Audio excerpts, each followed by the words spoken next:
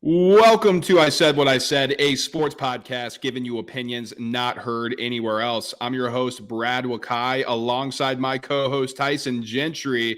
Tyson, we got a fun one today, man.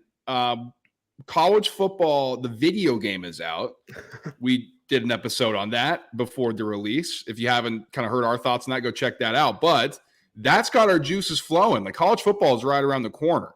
And so we got season previews that we're going to be doing later, but we're just going to do something on the surface here. We're going to talk about the Heisman. We're going to give you some early looks at the college football playoff and even some best bets that we're already making to who's going to be in part of this 12-team format later in the year in Money Making Time. So stay tuned for that. But Tyson, just first thoughts on what you think of the game for those who listened to our last episode that we did on it. Like, what's your thoughts? I'm loving it. I think I'm a little bit more rusty than I was anticipating. Heisman is a little harder than I remember. That much is for sure. I think I threw 142 pick sixes yesterday, just trying to figure out how to play the game. But the game is awesome. And it just, like, I looked at my phone today and I was like, oh, it's July 16th. Football, like, we got to start ripping. We used to have to do, like, actually plan out a schedule. So we hit each conference and made sure we didn't miss anybody. But this year, we're not even sure who's in the conference, how the playoff system works. We're just along for the ride. Yeah, so 4 main conferences. We've always done the Power 5 preview. This year, we're getting lucky, I should say. We're going down to 4, but at that same time, we have 30 teams per conference, so we're really saving time. But no, it'll be fun. It'll be fun. And that's what we're doing here with the Heisman Trophy discussion. So if you're watching on YouTube, we're going to pull up the odds from FanDuel and just kind of discuss some of the big names that stand out. And if there's anything that catches our eye, and as I pull it up here, so the favorite is Dylan Gabriel, the quarterback from Oregon, and Carson Beck, the quarterback from Georgia. Gabriel plus 700, Beck plus 750. Now, Tyson, I said I was going to tease a little bit of the Heisman Trophy strategy here, and I'll throw it to you. Now, for me, I'm not going to have any bets on this and at this point of the season, partly because right now we have no clue how anything is going to look. Like, we have a good idea that Georgia's going to be good, that Oregon's going to be good. But I was listening to Tim Murray of VSiN on his podcast when he was diving into the Heisman Trophy. It's very rare that the preseason favorite wins this award. And I think that's only going to be exacerbated further by this new expanded format. Like, I think that gives more opportunities for players to kind of make a run late in the season. So I think right now you are not wise to place a bet. Like, if you love Gabriel and Beck and you're like, they're going to win, these are probably going to be the best numbers you get, because I don't see Georgia losing the game, and Oregon probably maybe goes undefeated or loses one game, maybe 2 games. So I think you're going to get, these might be the best numbers you get on those guys. But everybody else down the board, I think you can wait a little bit. Well, and to add on to that, just a little, you might not, the numbers might be the best that you're going to get, but in a month, you might lose like $1 or whatever on the odds. Like, you're not going to get cooked before the season starts. So pour some cold water on yourself and maybe start thinking about. I was thinking about it when we decided we were going to do this. I started running through past Heisman winners in my head, and then like comparing it to just the mental notes of who I had going into that season, and it's the same thing. And that's kind of always been the strategy. If you've listened to the show for quite a while, our Heisman betting strategy is actually probably not the way you should do it, but like, we typically wait until week 4, 5, 6 of the season, see what storylines are absolutely crushing right now, and are at that point, and then find the guy with the good stats that's team just hasn't necessarily played anybody yet, because that's how you end up with some of these dudes. And like, if Quinn Ewers wins the Heisman, I wouldn't be like shocked. But I think that if Quinn Ewers is at plus 1,000 right now, he's going to be plus 1,000 in week 2, unless he comes out and has 1,000 yards in 2 weeks, right? Like, this is a tough list. You can find some value as you go down, but again, camp hasn't even started. People, you're just asking to light your money on fire right now. Yeah, so just keep that in mind as we go through this. Like, we're not telling you go bet anybody. We got a couple names that we circle as guys we're keeping an eye on, but overall, like, Tyson and I are not playing in this market. So let's go through some of these here, Tyson. I mean, I highlighted Gabriel and Beck, and you have just highlighted Ewers. Now, it's interesting that Will Howard is plus 1,400. Now, he's the quarterback of Ohio State. They think they got an upgrade by bringing him in as Kyle McCord transferred to Syracuse. A lot of people don't feel that way, as, you know, technically, there's a lot of people in the country that said Will Howard would have been the backup at Kansas State because they love Avery Johnson so much. Who's Nico your favorite Iamaleava, of that plus 1,400 group? yeah, Nico Iamaleava plus 1,400. Tyson, that's interesting because we know what Tennessee can do with under Josh Heupel and Milroe plus 1,400, Jackson Dart plus 1,400. I think for me, my favorite's probably Dart, just because we know the numbers that are put up under Lane Kiffin's offense, and this is an offense that's poised to explode this season. That's exactly where I'm at. This is a team that all the stress, the old missing themselves is going to be gone now. There's 12 teams that get in the playoffs. They can start out hot and then lose a couple and backdoor their way into this thing, which isn't the way it normally goes. I think that's honestly going to change some of the narrative when it comes to the Heisman Trophy. For a long time, if you remember, it was like, well, this guy's playing in the BCS National Championship game. That's a huge deal. He led his team to do that. And then now it was, like for Joe Burrow in that season, it was like LSU as a quarterback, they're the number one seed in the college football playoff. Now there's 12 teams that get in. I'm curious to see how much a undefeated Carson Beck, how much more love he gets if Jalen Milroe has 1,200, 1,300 rushing yards, 15 rushing touchdowns, and Bama looks like Bama. And that's the other thing that brings me down here. As we move to plus 1,800, there's two guys in this range. Excuse me. Your guy Grant Nussmeier of LSU, Cameron Ward transferred from Washington State, previously transferred from the FCS level down to Miami. The only reason I bring up Cameron Ward is, he's probably the highest paid football player in the history of college football, just based on what it took to get him down there NIL wise. So they're going to kind of turn this thing over to him. If he puts up a big number, he's a guy who can scramble. He's going to have highlight plays. If Miami's able to have a successful season, it's going to be because of him. And that could be somebody that is generating a lot of attention and conversation. Yeah, a lot of narrative. Because if Miami's good, then it's Cam Ward that did that. And he transferred like 9 times this offseason, if I'm not mistaken. Wasn't he like almost at Ohio State for a minute? And then he was like almost somewhere else. He almost went to the NFL too. He was everywhere. But now he's down in Miami. I don't think Garrett Nussmeier has much of a chance. This is not Oklahoma, brother. This is not Lincoln Riley. It's going to be really hard for LSU to get back-to-back Heisman Trophy winners. Moving along here, these two at plus 2,000, Connor Wigman and Riley Leonard, just scratch them off the list for me. I mean, can we trust Riley Leonard at Notre Dame with his health-wise? We like him, but a Heisman guy that short, sure. And then really, are we taking a Texas A&M player, Tyson? I don't think so. No. And DJU being on this list is just because people know his name. Yeah. Avery Johnson, the aforementioned Kansas State quarterback, plus 2,500. I feel like it's a little early to be, but if they win and win big, sure. But speaking of a little early here, Jackson Arnold plus 3,000 at Oklahoma. Everybody's just singing his praises down in Norman. Oh my God, we got another guy. But man, freshman. So I think this will be his first season starting, but I think it's his second year in the program. It seems like a lot of hype for me. I'm not really falling in line with that. And the SEC might be a little different now than it was 10 years ago, but it's still a tougher schedule to expect. Like when you think Oklahoma quarterback, you think huge numbers. Like look at the defenses he's playing, and then you go, oh yeah, like Georgia's coming to town. He's going to have to play Bama and LSU and all that. I don't see it. I do want to get your thoughts here. What do you think about Alar at 3,500? Because last year we were in on him just a little bit, and I think he went off at 5,500 maybe when we did our preseason show. It just kind of feels to me like this is a guy with all the talent that even if everything goes right, isn't probably going to get the numbers.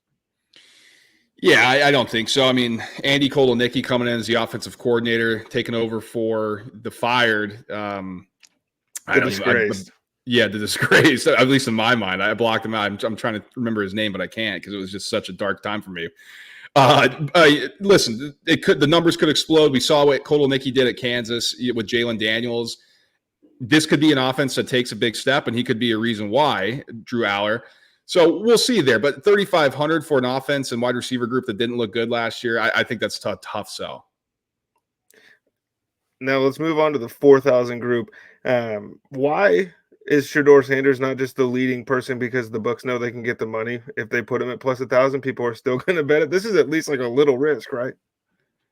Yeah, I was surprised by this. I mean, plus 4,000 for a guy that's definitely popular. And Tyson, let's be honest, he could put up numbers. It's the Yeah. offensive line's better than it was in the past, and they actually have some health on the outside. Travis Hunter stays healthy. He could put up some numbers, and the hype campaign is going to be going nuts. So, yeah, this is a little risky for the books here, but I think they're that confident that Colorado's not going to be good. So that should tell you something. Yeah, and if I feel the same way as far as like the numbers might pop off as with Shore Sanders as I do about Miller Moss, but essentially the same concerns that I don't think USC is going to win enough games or be competitive enough to like really make it worth it. But you mentioned Travis Hunter, and he's sitting here on this board at plus 6,000. What would he have to do? Like, forget the Charles Woodson thing. He has to be better than Tyrann Mathieu was in 2011 at least. Mm-hmm. How does he get there? And then, like, is this even a realistic possibility? I think it's a realistic possibility if he has impact plays on both sides. Like he's going to have multiple pick sixes. He's going to have multiple highlight reel plays as a wide receiver where you look back and like, oh my God, this kid is just like the best player in college football. Because if people are still doubting that, like if we're like, well, Luther Burden, it's plus 6,500, the other wide receiver on this list here. Well, if he's a better wide receiver, I think that's going to be hard for people to say, well, we got to give it to Travis Hunter, because I don't think he's going to be the best cornerback in the country. Like that's going to be Will Johnson of Michigan. I think everybody kind of knows that he's the best cornerback. Travis Hunter probably going to play wide receiver at the next level. So he's going to have to far and away have the most insane highlight reel, game-changing, game-breaking type of plays where he's having multiple pick sixes and he's having huge touchdowns over the top.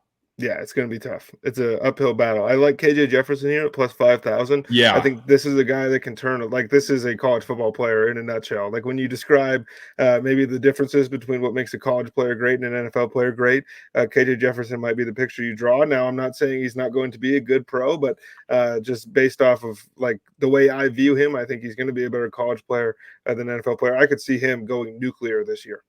Oh, dude, I love this guy. If you want to take a flyer on somebody, like if you're like, I want to take a long shot and see what happens. KJ Jefferson's the guy I'm circling, because Gus Malzahn, he had Cam Newton at Auburn, and we saw what happened there when he was the offensive coordinator. He said this is the closest player he's had to Cam Newton.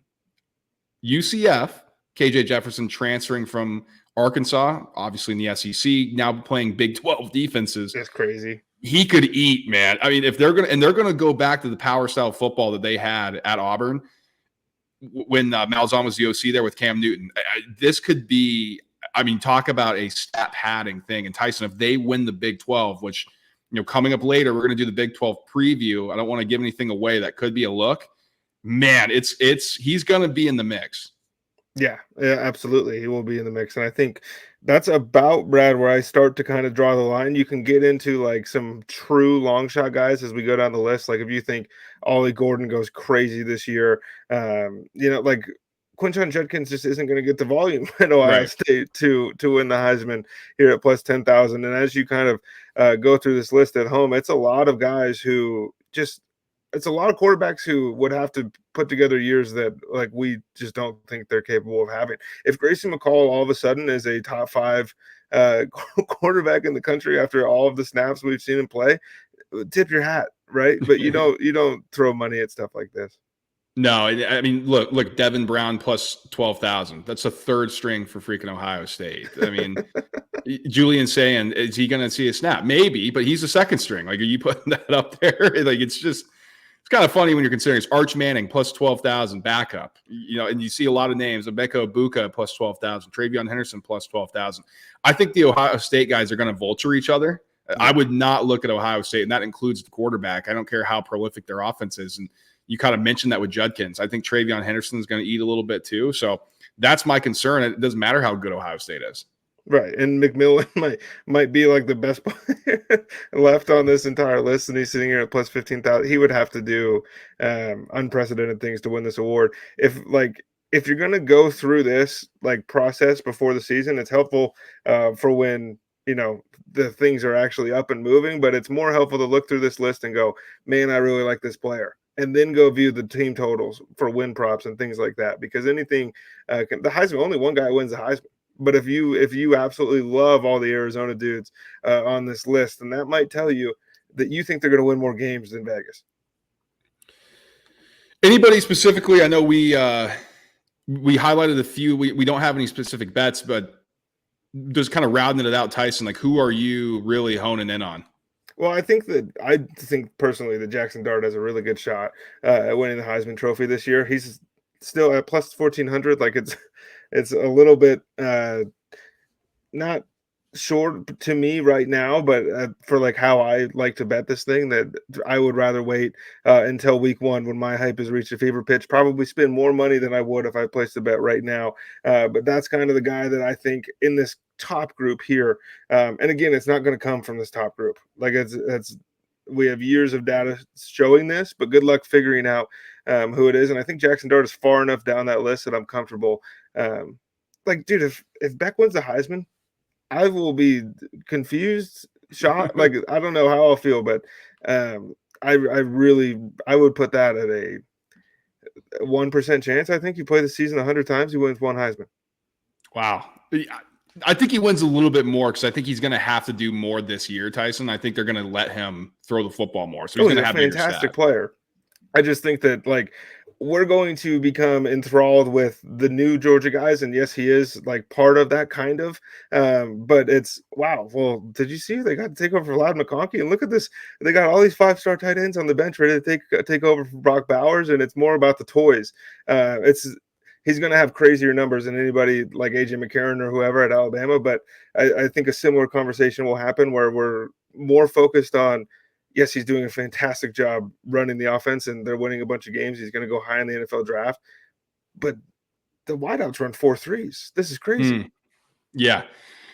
I think Dylan Gabriel, if you want to look at the short shot, because I think he's going to put up huge numbers in that offense, and there's a chance that Oregon goes undefeated. So if you want to take a shot right now, but like you said, I love Jackson Dart as a kind of mid-tier flyer. And then if you really want to take a long shot, right now, KJ Jefferson, I think, is the guy who could put up huge numbers. So, again, nothing official here. Stay tuned for Money Making Time at the end, where we will give you some of our official plays that we're playing like right now as we move into the college football playoff early preview. As we take a look here, Tyson, on the odds board, if you're watching on YouTube, the favorite to make the playoffs, so this year I'll make the playoff odds here on FanDuel: Ohio State minus 650, Georgia minus 600, Oregon minus 290, Texas minus 230, and then from there you kind of get a little closer to the coin flip. So what these odds are telling you, Ohio State, Georgia, Oregon, Texas are very likely to be in this new 12-team format. And we were talking before the show, the top 3 is the top 3 for a reason. Like, things would have to go horrific for them to not make a 12-team playoff based off what we've seen from these programs. After that, it gets a little dicey. Like, Texas is awesome, but as you said before we started, it's Texas. Like, I don't know if we're buying in off of last season. I was pointing out to you that, like, Notre Dame would have to colossally mess up the regular season in order to not get in. Like, I have a hard time imagining the College Football Playoff Committee kicks this thing off without putting Notre Dame at like the 12 if they've had a bad year. James Franklin makes me nervous at Penn State. I love Ole Miss this year, but it's still Ole Miss. And then Bama is, as we get into the plus side here, at plus 100.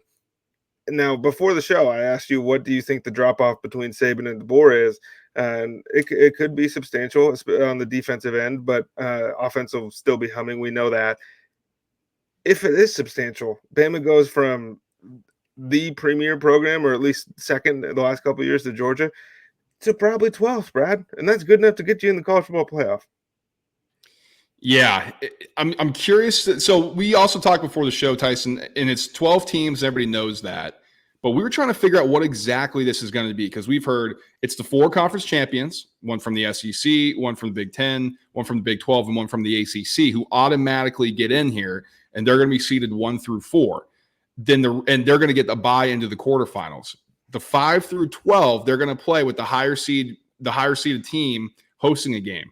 So what we were trying to figure out is, where do these group of 5 teams factor in? There is really not a whole, for lack of a better term, I guess, like clear message about how these teams are going to get in. Like, is it going to be Liberty? Is it going to be Boise State if they win their conference? Like, College Football Playoff, their official website, and the NCAA.com website is not giving us a straightforward picture. So that's kind of frustrating for us, if we're taking a look at some long shots, like if Boise State we think will win the Mountain West, theoretically they should be in. But if Liberty goes undefeated and they look better, is Boise State really going to be out? Like that's what we got to figure out here. We're not getting an answer. And we know that it's the highest ranked group of 5 conference champion. The committee won't say group of 5, right? I don't know why, but and you can get mad at us in the comments if you want. The highest ranked group of 5 champion ranked by who, Brad? The same people who are seeding the fucking playoff. Right. So like they're going to put in whoever they want to put in at whatever seed they want them to have. I can like it's intentionally vague and it's pretty frustrating. I understand that if Liberty is ranked 6th in the country, then they will be the 5 seed or potentially the 4 according to the committee. But what happens when one team's a 12 and the next one's 13 in the final rankings, and then they have to seed this thing? Like they already told us. They told us what they were going to do. Yeah, so it's just we'll see what happens. It is super annoying. I think the cool thing though is that there's going to be host sites on these campuses. So I think that's awesome. That's what we were saying, Tyson, when we originally posed this new expanded playoff. Like we got to get the campuses involved. Like it just can't be neutral site game. I mean, even the NFL playoffs, they host games. Like it's for the fan bases. It's a reward. Like bringing another high profile game to these college campuses is the lifeblood of everything these programs are about. And so I think them incorporating that, you got to kind of tip your cap to the NCAA. I know they're an easy target, but I think this was a great move. And it should go all the way up through the semifinal. That's the way the FCS runs. That's the way I'd like to see the big boys get things done too. I mean, it's a ton of money for these schools, and maybe the teams in the semifinal aren't going to need it. But if Boise State is hosting a playoff game, that is absolutely massive, not only for the school, but for the town of Boise and then the state of Idaho, and then all the airports in the surrounding area that don't get as much traffic as some of these other places. So, I think they should did everything but the title game should be.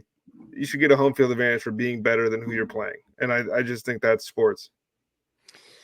Let's get into the odds itself. And we talked about, the Ohio State, the Georgia angle. Let's look at some of these other teams that are a little bit further down on the board. I mean, you got Florida State, who went undefeated last year, Michigan, who won the national championship, and they're plus 115. LSU, they lose the Heisman Trophy winner, plus 125. Tennessee, new exciting quarterback, plus 170. Missouri was really good last year, are expected to be the best team they've had in program history, plus 180. Before I dive into all these, I'm just throwing it to you. Anybody that catches your eye here on the first glance? Yeah, and if I have them later in Money Making Time, do you want me to save it or you want me to throw them out? I'll throw them out. You can give a little hint. Well, I think Missouri is going to make the college football playoff. Okay. And that is, I think, Eli's the man. And we saw him kind of, I don't know, it's still kind of unclear if he cold-shouldered Bama or if they never actually offered him or what the hell was going on in their head coaching search. But this is a team coming off of a program-changing win, people. I know that bowl games don't matter. When you beat an Ohio State team in a bowl game, I don't care how many people are sitting. You are Missouri. You're running this back with the best wide receiver in the country. You have a guy who's not afraid to throw the football wherever he needs to throw the football, and you're going to punch people in the face. I like Missouri. Yeah, they're super intriguing. I can't wait to dive into them a little bit more when we do our SEC preview that's coming out later in the months. But yeah, I'm super excited to see what they do. And I like Eli Drinkwitz. I think he's a good coach. When it first didn't go good, I thought it was hilarious that people are like, I don't know if he can do it in the SEC. It's like, well, he coached 1 year, so maybe give him a little bit of time. Tyson, what I'm looking at here are some group of 5. So Liberty plus 470, Boise State plus 490, Memphis plus 550. Like we know one of those teams, if they're able to win their conference, on paper is going to get in, and you're getting a greater than 4-1, mostly 5-1 return on them. It's figuring out who it's going to be is the question. But I think that could be something moving forward for the bettors to look at. Like when we're discussing this format, like, okay, whoever the best group of 5 team is, let's see what it is for them to get in. Yeah, and it's really easy to sit here right now and be like, oh, the team's going to win their conference. Their conference stinks. They're way better. And then, like, you get Toledo at the end of the season, or you get James Madison. Just, you know what I mean? And, like, that stuff happens at the end of every college football season for a reason. But I do think that, like, if Liberty doesn't win their conference, what happened? Did an asteroid hit Earth? Is the world over? QB injury, maybe? That's it. Yeah, that's the only thing I can think of. Here's the other thing too, Tyson. So Utah's the favorite plus 260 in the Big 12, but what I'm looking at, I mean, I'd be surprised if the Big 12 got two teams in, but I mean, there is a possibility that they can sneak one in. If you look at it here, I mean, Oklahoma State plus 700, Kansas State plus 310, Kansas plus 700, UCF plus 700. Like, if you think one of these teams are good enough to win the conference, but potentially can't get over that hump, but still put together a good enough season where they're in the championship game, maybe they have one loss and that it losses their second. Taking a flyer on some of these teams down here isn't a bad option, in my opinion. Well, this is where I'll give you just a little bit of pushback, not because I Yeah, go disagree for with it. you, but because like the way that this is set up right now on FanDuel, and this will change, like they will rectify this. Utah sitting here at plus 260 to make the college football playoff. They are plus 310, Brad, to win the Big 12. Kansas State is plus 380 to win the Big 12. And UCF plus 700 to make the playoff, plus 850 to win the Big 12. And you mentioned that you don't really think that this is probably going to be a two-bid conference. It could be, but that's a risky bet to make, especially in the middle of July. I think that if you really like UCF, it makes more sense for you to bet them to win the conference because they're going to have to win the conference to get in the college football playoff. Oh, definitely, definitely. I think for sure that's like making sure that you're not getting screwed by the committee. But I think if you're like, well, I don't know, because you like Utah a lot, just throwing that out there. Tyson likes Utah a lot. I'm not as quite as sold as on them, but if they're hosting a playoff game, or I think it's a neutral site. But if it's Utah in a championship game, and we know what they do is they win, and I'm not that confident, let's say in UCF winning that one-off game, but they still put together a good season. I'll take a little flyer on plus 700 here too, just to have a little backup just in case. I guess now that there's 4 power conferences, it changes the dynamic just a little bit, which could make that happen. I would be like, give me the second place team in the SEC, and give me the third place team in the Big Ten probably before I take a second out of the Big 12. That's just me right now, sitting here in July. Again, things could look way different in October. So before we get in the money making time, then I want to close on this. How many teams from the SEC, how many teams from the Big Ten do you think get in? This is tough. So let's go Big Ten. Ohio State's going to make the playoff. I think Penn State will make the playoff. That would be the 2 that I would pick. I think Michigan should make the playoff, but this is like you lose your Oregon? head coach, you lose all these guys. Oregon is in their conference, dude. Oh my goodness. Yes, thank you. This is going to take me a long time to get used to. In the SEC, I would say 4 teams is my guess. So let's call it 8 total out of those. Okay. And then you have your best of the rest, because they won't say group of 5, right? So your Liberty or your Boise State, that puts us at 9. And then we're going to have to sneak in some ACC peoples. It gets tough. I think that that's why the odds list is the way that it looks. But those 2 conferences, I think, are going to represent at least half, if not a little bit more than half, of the college football 12-team playoff. That's the reason I asked, because I was asked this on family vacation around the 4th of July. Just how many Big Ten teams do you think are going to get in? It was framed with the Penn State angle. I think 4 Big Ten teams, 4 SEC teams. So you're going to have the 2 conference champions from each, and then 3 at-large teams, let's just say. So that's going to be 8 there. The one group of 5. That's what I think in this iteration. There'll be 9. And then you'll have, I think, 2 from the ACC and then 1 from the Big 12. Yeah, that's essentially where I landed too. But gosh, it gets so tough because we sit here right now and you look through this list, and that's 17 Big Ten and SEC teams in the top 25, and you have to pick and choose correctly. So let's get into money making time and help these people out.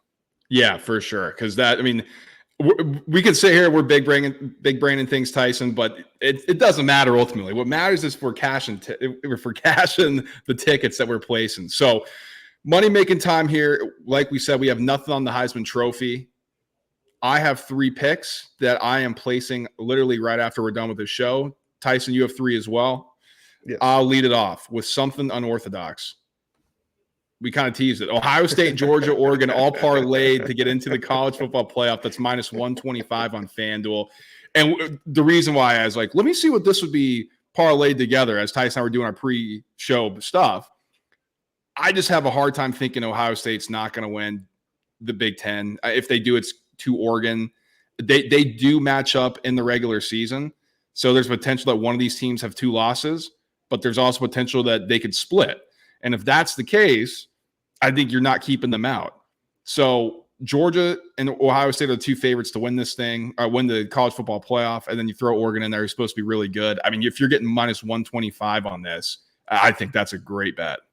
And they might not even have to split, right? Because last year Washington beat up Oregon a couple of times, and they were still trying to find a way to sneak Oregon into this thing at the end. Yeah. Washington had to go do it to them again. I don't hate that at all. It's funny to sit here and like laugh at, but if you're giving me the 3, what we would call locks right now, Right. at minus 125, I think that's pretty awesome. My first one, and I'm just going to get this out of the way since I already said it, Missouri to make the college football playoff plus 180. I think that this is a team that is just going to win enough games and kind of make themselves undeniable. And this is they're a college football playoff team. Like they have stars now. Missouri has stars. This is crazy. It is. They got like legit bona fide NFL guys. They got dudes, man. Yeah. I'm excited to dive into them. My second one, Tyson, and it's a homer play, and I don't care. I'm taking Penn State minus 145. They finally don't have to play Ohio State and Michigan in the same year. They avoid Oregon. What a gift. And so they get Ohio State at home. I'd prefer if it was Michigan in the cycle, just because I think they're going to regress from what they were last year. So it's going to be tough to face Ohio State. Let's just mark that as a loss because I think Ohio State is better. They're stacked. They spent $30 million on NIL, which is a little ridiculous, but whatever. It's a college football team with that much money for their players, but that's fine. So let's say that's a loss. They get USC on the road. Who cares? I think that's tough. But I think Penn State should have the capability of beating USC if how they're currently constructed. UCLA comes in at home. Down Washington comes in. Penn State faces them at home. This is setting up for James Franklin to get this program into the first CFP. If they lose 1 game, if they lose 2 games, I think it's going to be hard to keep Penn State out.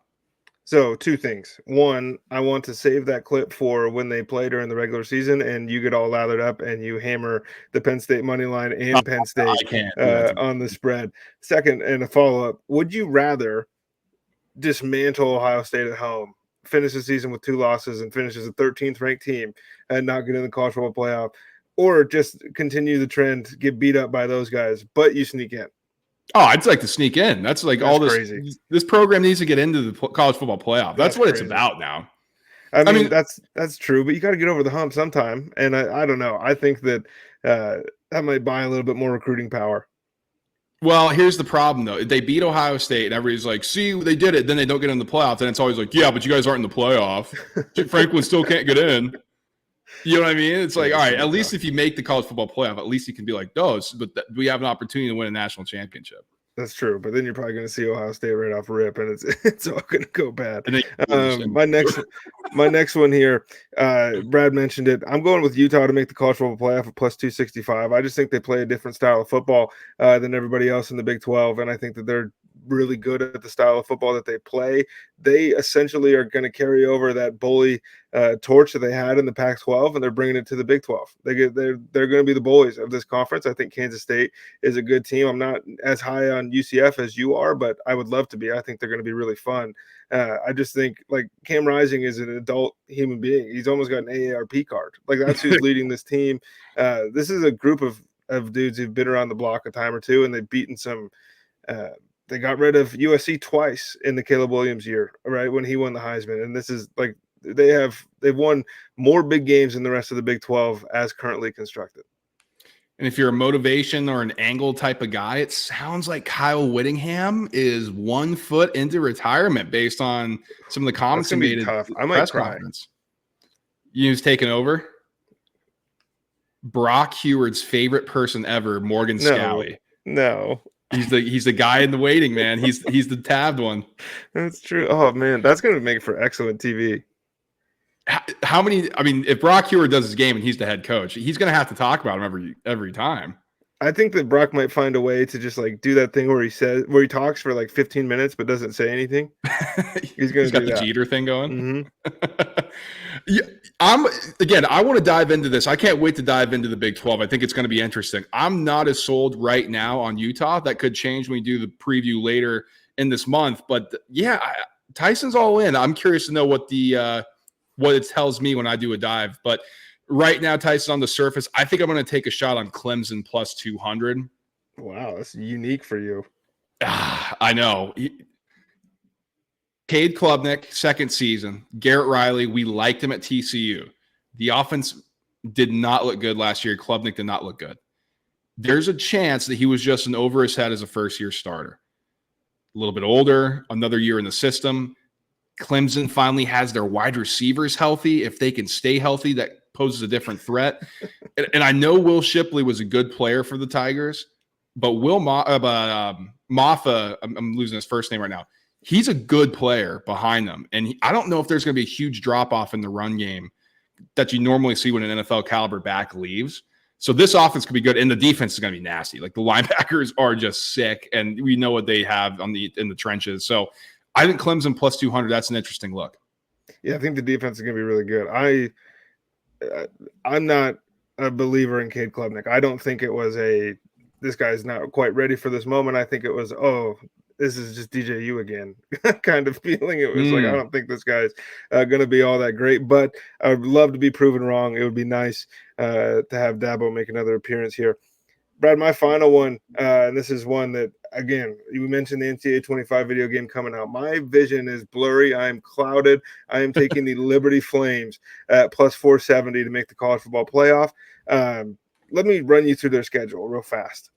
Campbell, New Mexico State, UTEP, East Carolina, App State, FIU, Kennesaw State, Jacksonville State, Middle Tennessee, UMass, Western Kentucky, and Sam Houston. There might be some spots and then they could trip up. Like maybe the App State game is tough. They're on the road there. Maybe New Mexico State like doesn't stink as much as we think. This is all to say that I think Salter is one of the better group of 5 players in the entire country.